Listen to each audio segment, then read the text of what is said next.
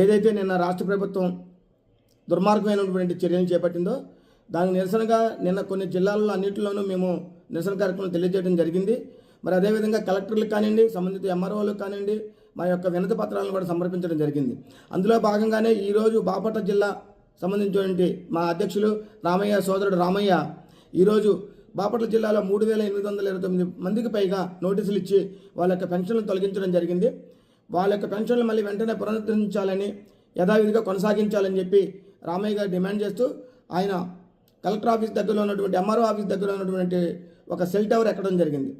అక్కడికి ఉన్నటువంటి గవర్నమెంట్ అధికారులు కానివ్వండి, కలెక్టర్ గారు కానీ వెంటనే స్పందించి రామయ్యని సురక్షితంగా కిందకి దించి మా యొక్క న్యాయమైనటువంటి డిమాండ్లు నెరవేర్చాలని చెప్పి కోరుకుంటున్నాం.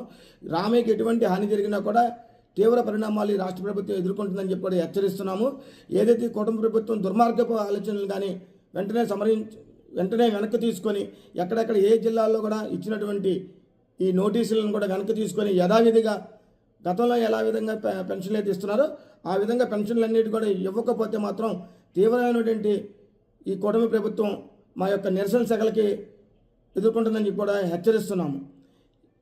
ముఖ్యంగా ఇప్పుడు ఉన్నటువంటి సిచ్యువేషన్లో వెంటనే రామయ్యని యొక్క సురక్షితంగా కిందకి దించి అక్కడ కలెక్టర్ గారు కానీ సంబంధిత అధికారులు కానీ వెంటనే స్పందించాలని చెప్పి కోరుకుంటున్నాం.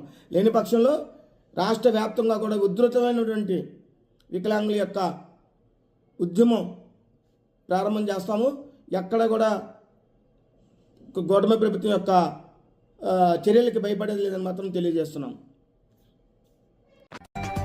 మా వీడియో కనుక మీకు నచ్చినట్లయితే లైక్ చేయండి, షేర్ చేయండి. మరిన్ని ఇంట్రెస్టింగ్ వీడియోస్ కోసం సబ్స్క్రైబ్ చేయండి. అంతేకాదండి, పక్కనే ఉన్న బెల్ ను క్లిక్ చేయండి.